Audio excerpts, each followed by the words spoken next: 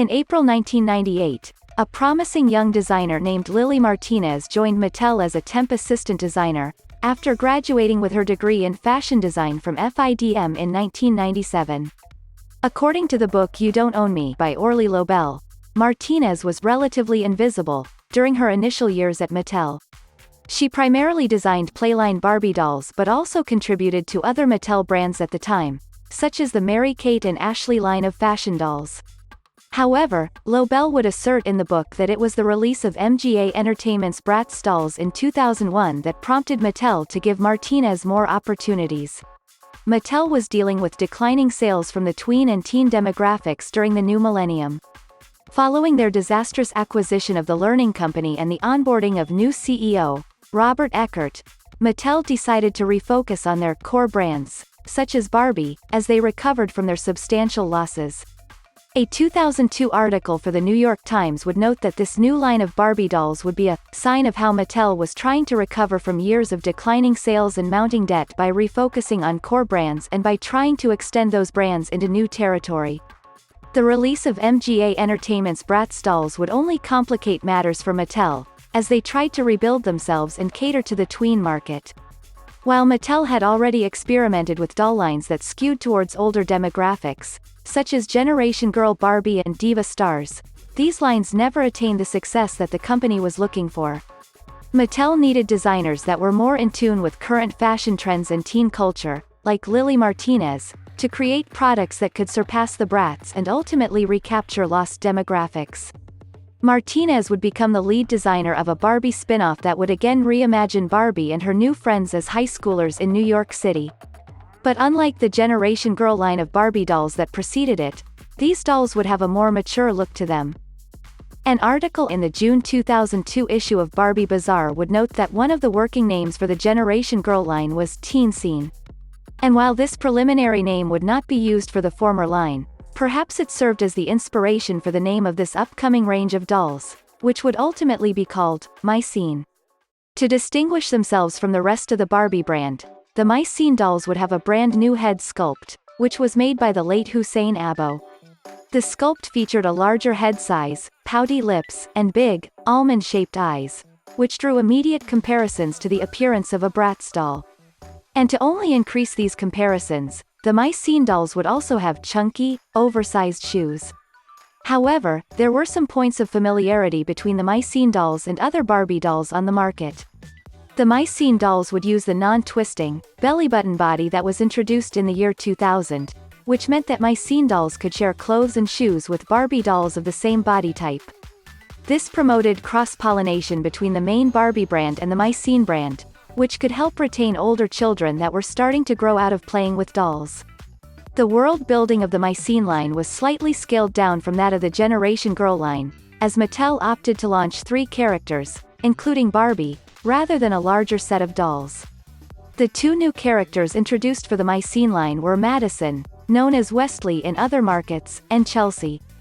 Madison, Chelsea, and subsequent myscene characters' names were derived from locations in New York City. Madison was named after Madison Avenue and Chelsea after the Chelsea neighborhood. When coming up with each character's look, Lily Martinez took inspiration from the real world.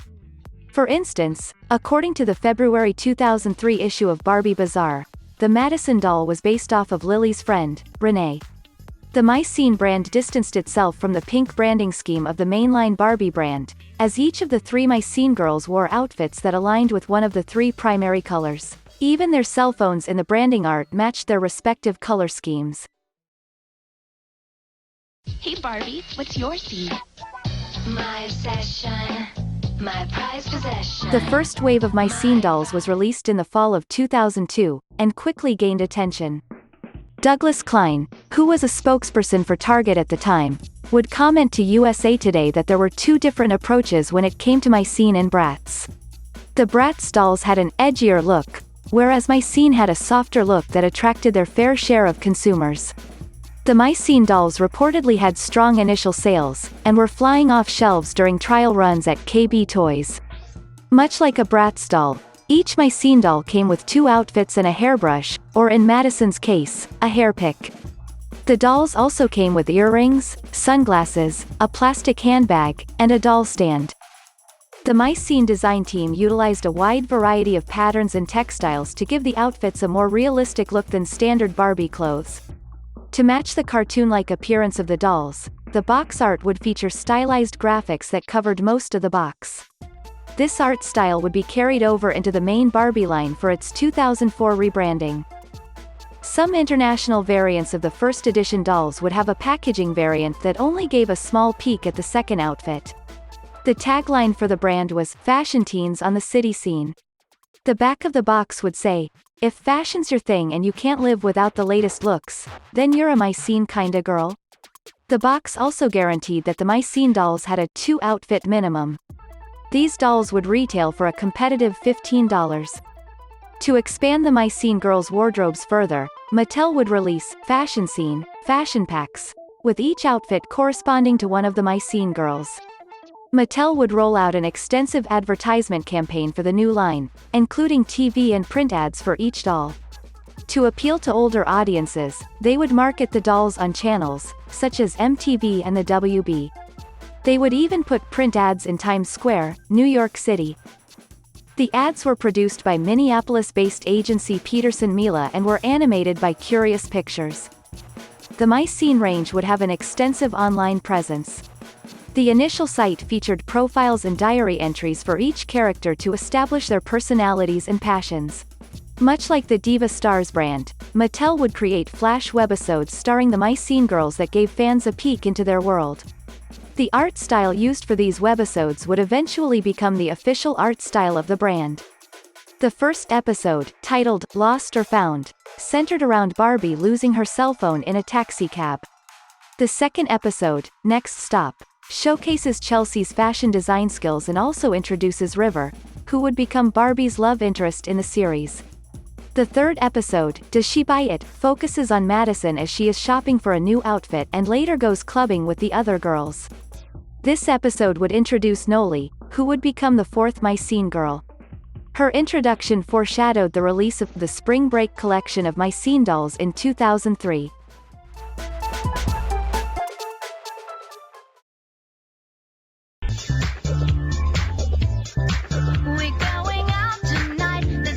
The Spring Break line featured all 4 myscene girls, as well as 2 new myscene guys, Hudson and Bryant. The girls came with 3 fashions: a 2-piece day outfit, a bikini for the beach, and a mini dress for a party. Each doll would also come with a pet dog with their own carrier bag. A special edition release of the Spring Break myscene girls would include a CD. Each girl would have their own unique mix of songs by popular artists. Mattel would also release more sets of Fashion Scene fashion packs, this time, including outfits for Noli. A set of My Look accessory packs would also be released, which included a fabric purse and a pair of shoes. Playsets released at this time included My Cafe, My Boutique, and My Club. Additionally, 2 My Ride vehicles were produced. Mattel would release other myscene-themed merchandise, such as the myscene computer game and 2 styling heads. The 2 new myscene guys, Bryant and Hudson, would debut in the webisode, Game On. This episode and the following episode, rumor has it, would set up Bryant's relationship with Noli. Much like the girls, the myscene guy dolls would have a new head sculpt but would use an existing body mold. In this case, it was the articulated hot skating Ken body. Mattel would release 2 more myscene guys as part of the back-to-school wave of myscene dolls. The line featured Barbie, Madison, Chelsea, Noli, Bryant, and Hudson along with River and Sutton, who were previously featured in webisodes and commercials. The packaging for this line would feature a new logo, which had a sleeker font, and would mark the last instance of the brand's old art style. Around this time, more fashion and accessory packs were released. The introduction of the guy dolls created new opportunities for Mattel to pair them up with the girls. One instance was the Night on the Town collection of dolls. The line would feature 3 gift sets with Barbie and River, Chelsea and Hudson, and Madison and Sutton. To coincide with the release of this line, a Night on the Town webisode centered around the 3 pairs date night would premiere on the website. A Night on the Town Sound Lounge playset would also be produced and would include a Noli doll. Interestingly enough, a Bryant doll would not be produced in this line even though he was paired up with Noli in the Webisodes. However, this would be clarified in Barbie's September 2003 diary entry on the website. She would note that Bryant was moving to London, and that the gang threw a going-away party for him. A makeup scene playset would be released, which featured Night on the Town Madison and Noli on the packaging. Later on, Mattel would release the Chillin Out Collection of dolls, which featured Barbie, Chelsea, Madison, and Noli hitting the slopes with their skis and snowboards. All of the dolls in this collection had articulated arms. Similar to Night on the Town, this line would have a corresponding webisode, where Chelsea flirts with a ski instructor. The choice to produce formal wear and winter-themed dolls certainly seemed intentional, as MGA Entertainment would release the formal funk and wintertime Wonderland lines of Bratz dolls in 2003. In fact, in 2010, MGA would file a claim as part of their lawsuit against Mattel that Mattel employees would sneak into rival company showrooms and steal trade secrets. Mattel would allege that it was the other way around, that it was MGA employees that were stealing Mattel's trade secrets. Either way, these two brands would continue to one-up each other with similarly themed lines in the following years. MGA announced in 2003 that they were going to release an animated Bratz film, and were in negotiations to produce a live-action film, as well. Mattel also had plans to create an animated movie for the myscene dolls, and would use their animation partner, Curious Pictures, to produce the film. My scene, hanging out. There's a new girl in town, Michelle, we're all around. The final major release of the year would be the Hanging Out line of myscene dolls. This line would introduce Delancey, Chelsea's cousin, and a new guy friend, Ellis. Other characters in the line included Barbie, Madison, Chelsea, Noli, Hudson, River, and Sutton. Hanging Out River would be a reissue of the Back to School River, while Hanging Out Ellis had a recoloring of the Back to School Bryant dolls' clothes and accessories. All 5 girl dolls would come with a Mixing It CD or video cassette that contained part of a prequel episode to the upcoming Jamming in Jamaica movie. Each part followed one of the girls as they prepared for the guys' band competition, and set up some key plotlines for the film. Unlike the webisodes on the myscene site, the characters in the Mixing It episodes would be voiced by the voice cast of the Jamming in Jamaica movie. The Mixing It CD also included 2 original songs, a music video for the myscene theme song, a CD cover creator, and links to the now-defunct myscene website. As part of the Hanging Out line, Mattel would release the Daily Dish coffee shop playset so fans could recreate scenes from the Hanging Out episodes or make up their own myscene adventures. They would also release the So Chic Salon playset. Another set of Hanging Out Noli, Madison, and Barbie dolls would be released with the A Ride in the Park bicycle gift sets. These dolls had elbow and knee articulation, and came with their respective pets that could ride along in a basket. Following their pattern of releasing a collection of 3 gift sets, Mattel would release 3 Cruisin in My Ride car gift sets which paired Barbie with Ellis, Hudson with Delancey, My secret crush on Hudson? and, probably the only canonically consistent pairing of the 3, Sutton with Madison. Mattel would provide another confirmation that Bryant was no longer part of the myscene line in the webisode, Greatest Gifts. And despite marketing a set with Ellis and Barbie, the webisode, Skater Girl, would lay the groundwork for a potential relationship between Delancey and Ellis. myscene would have their first brand partnerships with the Vespa scooter gift sets, which used existing fashion pack outfits, and the Target exclusive, Tuning In, dolls. Mattel would also auction off 2 one-of-a-kind myscene dolls for charity, Autumn Butterfly Barbie, designed by Erica Kane, and Aztec Warrior Goddess, designed by Lily Martinez. As 2003 drew to a close, Mattel was setting up ambitious plans to expand the myscene brand, not only in the merchandising front but also in the media front. They saw how tween and teen media influenced the habits of the young consumers they were trying to attract. However, many analysts would question whether Mattel's focus on the 9 to 12-year-old or tween demographic was the right choice.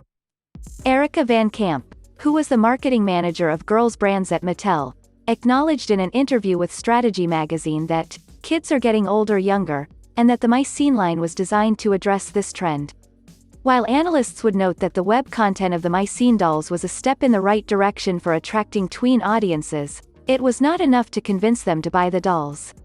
One president of a children's marketing agency stated that children between the ages of 5 and 7 were more likely to pick up a myscene doll rather than the brand's targeted demographic of children between the ages of 9 and 12. However, Mattel also saw the potential for an adult fanbase for the brand, and sent out dolls to key influencers at the time. But with the ever-growing Bratz mania, would Mattel's plans for myscene be enough to surpass their rivals? Find out next time on Have You Heard?